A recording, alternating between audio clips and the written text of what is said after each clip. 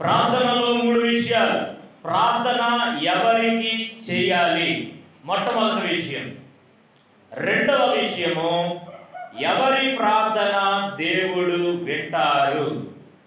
మూడో విషయం, ఎవరి ప్రార్థన దేవుడు విన్నారు. చెప్పండి ఒకసారి. మొట్టమొదటిది ఏంటి? ఎవరికి ప్రార్థన చేయాలి. రెండవది, ఎవరి ప్రార్థన దేవుడు వింటారు. ఎవరి ప్రార్థన దేవుడు విన్నారు. బాగున్నాయండి మాటలు? చెప్పండి ఒకసారి. మీరు అందరూ చెప్తారని చూస్తున్నాను నేను. ఒకసారి చెప్పండి అందరూ నోరు తెరిచి. అంశము ప్రార్థన. ప్రార్థనలో 3 విషయాలు చెప్పండి. మొట్టమొదటిది, ఎవరికి ప్రార్థన. 2, వింటాడు. ఎవరి ప్రార్థన విన్నాడు. దేవునికి స్తోత్రం. ఈ 3 విషయాలు చెప్పుకున్న తర్వాత నా వర్తమానాన్ని ముగిస్తాను. జాగ్రత్తగా వినాలి. నేను అడుగుతాను. ఈ 3 పాయింట్లు ఎవరిని అడుగుతానో అడుగుతాను. కనుక అడుగుతాను అన్నారు కాబట్టి మీరు ఏం చేయాలా?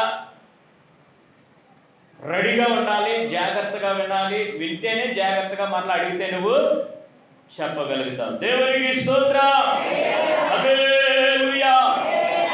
అద్భుతమైన రీతిలో మీరందరూ చక్కని పాటలు పాడారు. దేవుని నామాన్ని మహిమపరిచారు. మీకు నా నిండు వందనాలు.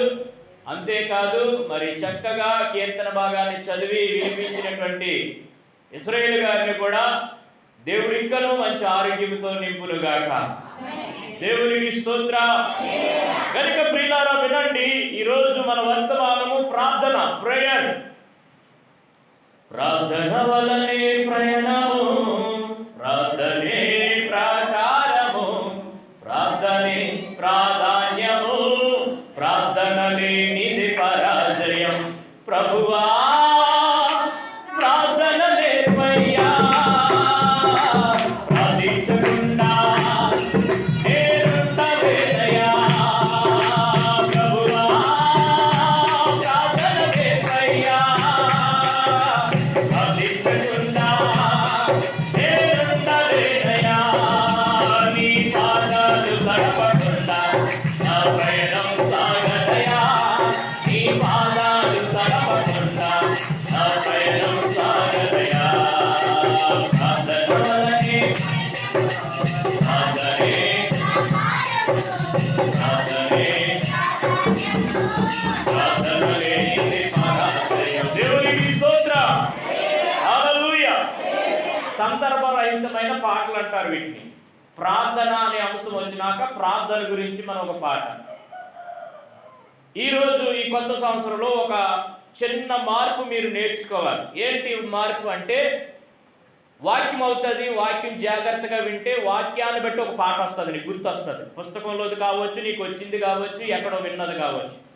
కానుకల పాటకి ఎవరైనా సమర్పణ పాట పాడండి అని అనేటప్పటికి ఆ వాక్యాన్ని ఉద్దేశించిన ఒక పాట నువ్వు తీసుకుని రెడీగా ఉండాలి. దేవునికి స్తోత్రం. మీకు సమయం ఓకే. ఇంకా చాలా పాటలు ఉన్నాయి ప్రార్థన గురించి. కనుక ఆ విషయాన్ని మీరు గమనించాలి. నూతనమైన రీతిలో దేవుని మహిమపరచాలి. ఎప్పుడు ఒకేలా కాకుండా ప్రతి సంవత్సరం, ప్రతిరోజు సంవత్సరములు జరుగుచుండగా చెప్పాలి మీ కార్యములను నూతన పరుచుకోవాలి. ఎప్పుడు పాత వలె కాకుండా పాతవి గతించును, ఇదిగో సమస్తమును కొత్తవాయను. నూతన హృదయం, నూతన ఆలోచనలు, నూతన ఉద్దేశాలు, నూతన నడిపింపు, నూతన ఆత్మ, నూతన వస్త్రాలు, నూతనమైన రంగులు, నూతనమైన అంగులు, నూతనమైన నవ్వులు, ఇవన్నీ కూడా నూతనంగా ఉండాలి. దేవునికి స్తోత్రం. కనుక ఈరోజు నా అంశం ఏంటంటే ప్రార్థన. ఈ ప్రార్థన గురించి 3 విషయాలు. అందులో మొట్టమొదట ప్రార్థన ఏంటంటే, ఎవరికి చేయాలి ప్రార్థన తెలుసుకుంటే ఎవరు ప్రార్థన దేవుడు వింటారో తెలుస్తుంది. ఈ 2 తెలిస్తే చివరిలో ఎవరి ప్రార్థన వినరో కూడా తెలుస్తుంది. చదువుతామా దేవుని వాక్యం? చదివే వారికి సమయం. అపోస్తలుల కార్యములు 12వ అధ్యాయము 5వ వచనములో విలువైనటువంటి మాట. ఈ దినము మీ నోట చదవవలసినటువంటి సమయం. చదవండి.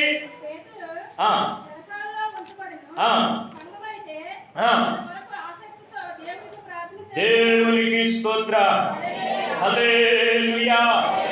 మొట్టమొదట ప్రార్థన ఎవరికి చేయాలి అంటే, చెరసాలలో ఉన్నటువంటి ఒక వ్యక్తి ఏం చేస్తాడు అని మనం ఆలోచన చేస్తే, బాధతో, దిగులతో, ఇబ్బందులతో, దెబ్బలతో, అవరోధాలతో, ఆక్రందనతో బాధపడుతున్న సమయం. కానీ ఏం చేస్తున్నాడంట? చెరసాల్లో ఉన్న వారి కొరకు సంఘం ఏం చేస్తుందంట? ఆసక్తితో ప్రార్థన. ఎవరికి ప్రార్థన? చెప్పండి ఎవరికండి? అత్యాసక్తి వేరా, ఆసక్తి వేరా, శక్తి వేరా. 3 రకాలు ఉంటాయి. ప్రతిదీ 3 మాటలు ఉంటాయి. అత్యాసక్తి వేరా, ఆసక్తి వేరా, శక్తి వేరా. శక్తులు చాలా రకాలు ఉన్నాయి. చెరసాల్లో ఉన్నటువంటి పేతురు కొరకు సంఘము అత్యాసక్తితో ఏం చేసింది? దేవునికి ప్రార్థన చేసింది. దేవునికి స్తోత్రం చెప్పండి. చెరసాల్లో ఉన్న వారి గురించి మనమైతే ఏం చేస్తున్నాము? దేవునికి ప్రార్థన చేయము. నాయకులతో మాట్లాడతాం, రిప్రజెంటేటివ్లు చేస్తుంటాం. అంతేకాదు ఏం చేస్తుంటాం? రాయబారులు కలుపుతుంటాం, ఏవేవో ప్లాన్లు వేస్తుంటాము. ఎన్ని ప్లాన్లు వేసినా కోర్టు వరకు పోతుంది ఆ పరిస్థితి. దేవునికి స్తోత్రం. కోర్టు దగ్గరికి వెళ్ళినా ఆ కోర్టులో న్యాయం జరగదు, ఇంకో కోర్టుకి వెళ్ళిపోతాం. ఆ కోర్టులోని న్యాయం జరగదు, ఇంకో కోర్టుకి వెళ్ళిపోతాం. ఆఖరికి అన్నీ అయిపోయిన తర్వాత ధనమంతా పోయే, సమయం అంతా పోయే, పిప్పిగా వస్తాం. ఎక్కడికి? రిక్తునిగా వస్తాము, దీనుడిగా వస్తాము, ఏమి లేని వారుగా వస్తాము. యేసయ్యా, నాకే కానీ ధనం ఉంటే నీకు ఇచ్చేద్దినయ్యా, ధనం అంతా అయిపోయిందయ్యా, సమయం లేదయ్యా, సమయం అంతా అయిపోయింది నాయనా, నీవు ఒకసారి నన్ను జ్ఞాపం చేసుకో అంటే, నీ ధనాన్ని ఖర్చు పెట్టేటప్పుడు చూసిన దేవుడు, నీ సమయాన్ని వృధా చేసుకుంటున్నప్పుడు చూసిన దేవుడు అవేమీ మాట్లాడకుండా ఆయన కరుణామయుడు గనుక కరుణించి కనికరించి మన అవసరతలు ఏం చేస్తాడో ఇట్టే సాల్వ్ చేసేస్తాడు. దేవునికి స్తోత్రం చెప్పండి. విత్ ఇన్ సెకండ్లో, కన్ను మూసి తెరిసే లోపల ఏం చేస్తుంటాడు? ఆయన గొప్ప కార్యాలు చేసే దేవుడు. ఆయన ఆశ్చర్యకరుడు. చెప్పండి, ఎలా అంటాడంట? ఈ చెరసాల్లో ఉన్న వ్యక్తి కోసం ప్రార్థన చేస్తే ఆ సంఘం ఎలా ప్రార్థన చేసిందంట?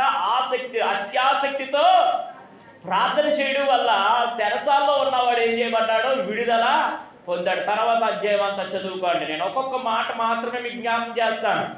మనము అలా మొత్తం విస్తరించి మాట్లాడుకుంటే మన సమయం మనకు సాలదు. విస్తరించి మాట్లాడే సమయములు కొన్ని ఉంటాయి, కొన్ని ఉండవు. ఆల్రెడీ ప్రేయర్లో మన ఇష్టం వచ్చినట్టు 3 గంటలు ప్రసంగం చేసుకోవచ్చు. దేవునికి స్తోత్రం. ఎవరైనా మనలో ఒక పబ్లిక్ మీటింగ్ పిలిస్తే 4 గంటల సేపు వర్తమానం బోధించవచ్చు. కానీ అక్కడ వింటారు, ఎందుకంటే అలా వస్తానే ఉంటారు కాబట్టి. మందిరంలో మన సంఘ యొక్క కార్యక్రమాలు ఏమాత్రం కూడా సమయాన్ని మాత్రం మనం పాటిద్దాము. దేవునికి మహిమ కలుగును గాక. చెప్పండి, దేవునికి మహిమ కలుగును గాక. హల్లెలూయా. వాక్యమైన దేవుడు మనతో మాట్లాడును గాక. ప్రియులారా వినండి, 2వ మాటను ఇంకా ఎవరికి ప్రార్థన చేయాలో ఒకసారి మనం ఇంకొక మాటను విందాము. అదే యోహాను శుభవార్త 14వ అధ్యాయము 13వ వచనంలో మరొక మాట ఉంది. ఒకసారి చదవండి. మీరు నా నామమున దేనిని అడుగుదురో తండ్రి కుమారుని యందు మహిమ పరుచుటకై దానిని నేను చేతును. దేవునికి స్తోత్రం చెప్పాలి అందరూ. ఏమడిగినా చేస్తాడంటండి. ఏదైనా చేయలేదు అంటే మనం అడిగే విధానంలో ఏదైనా జరగలేదు అంటే, లేట్ అవుతుందంటే మనము మహిమకరంగా అడగలేదని అర్థం. దేవునికి స్తోత్రం.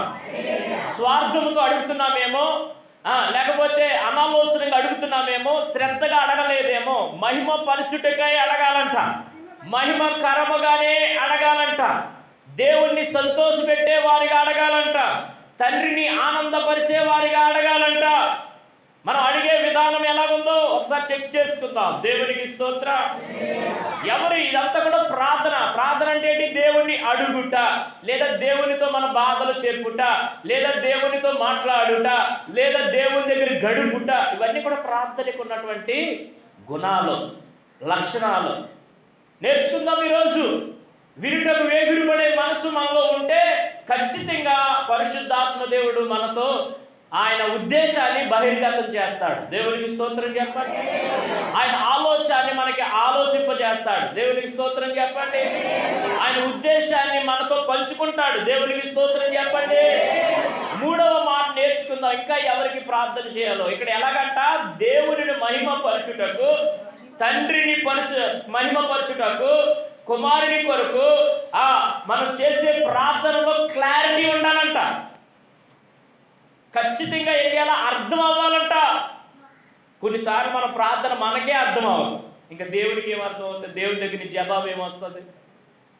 ఒక ఆవిడ ప్రార్థన చేస్తుంది ఎలాగా, అయ్యా నా భర్తను కాలు చెయ్యో ఇరిసేలాగా మీరే సహాయం చేయండి, ఆయన కూర్చోబెట్టి ఇంట్లో కూర్చోబెట్టన్నా పెంచుకుంటాను భగవంతుడా అని ప్రార్థన చేస్తుంది. ఆ ప్రార్థన వింటాడా దేవుడు?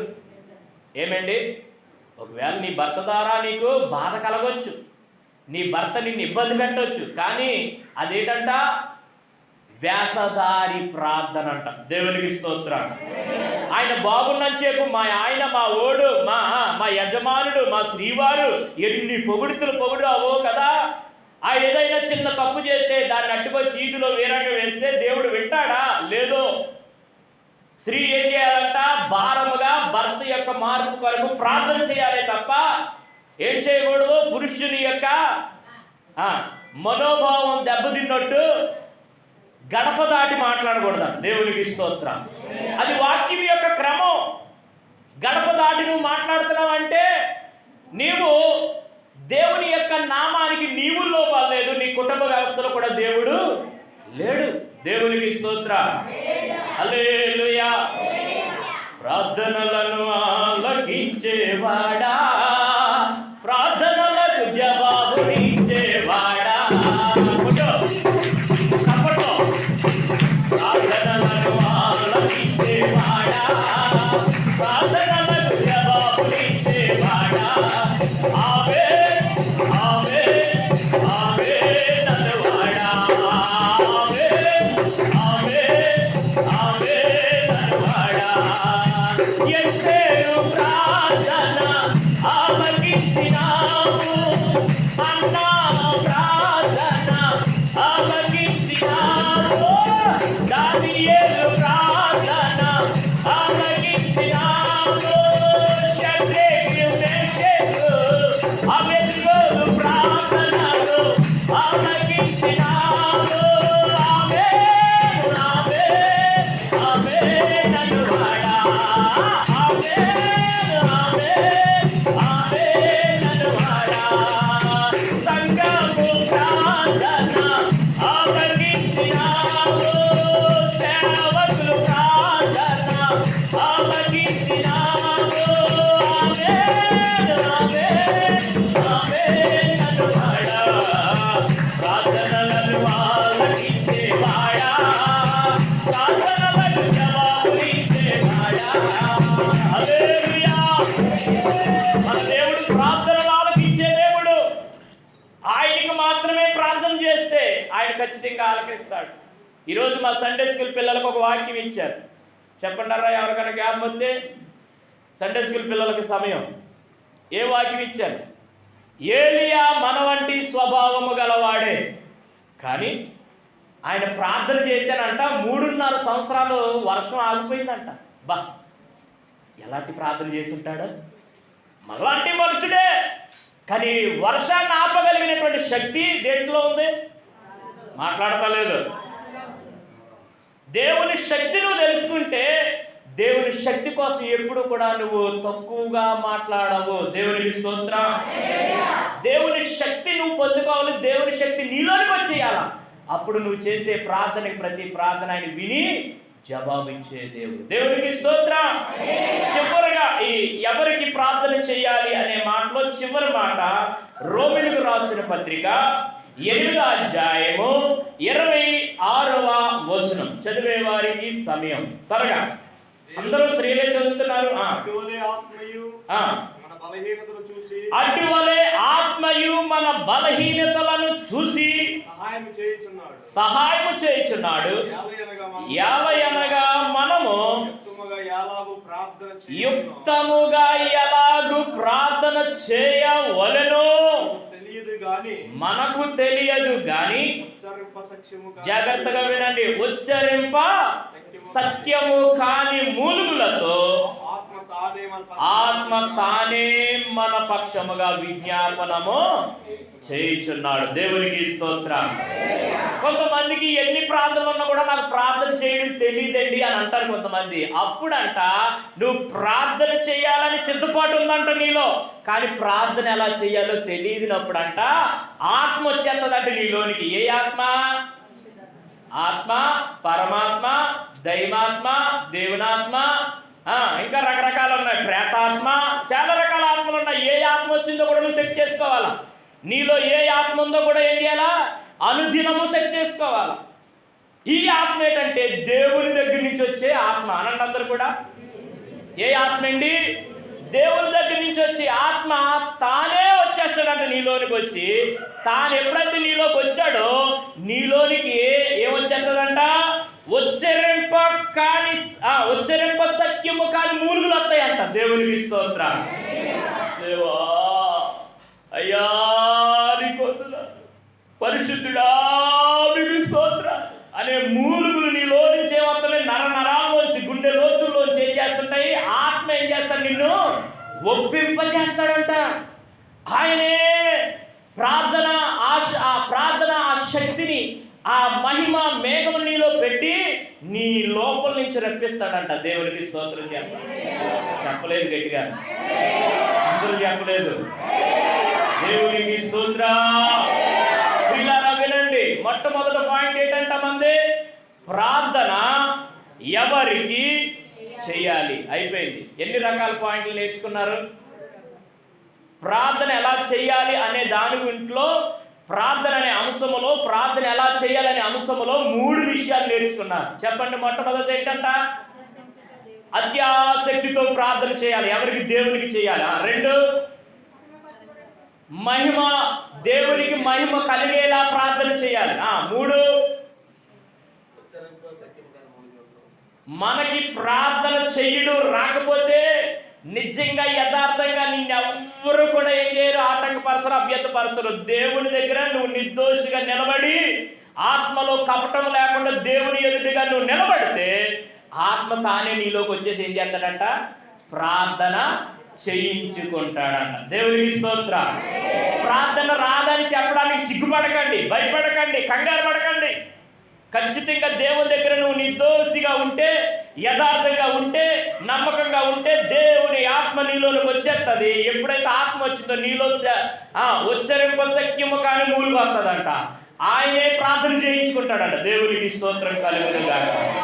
రెండవ అంశంలో, రెండో పాయింట్లోకి వెళ్తున్నాను. ఎవరి ప్రార్థన దేవుడు వింటారు?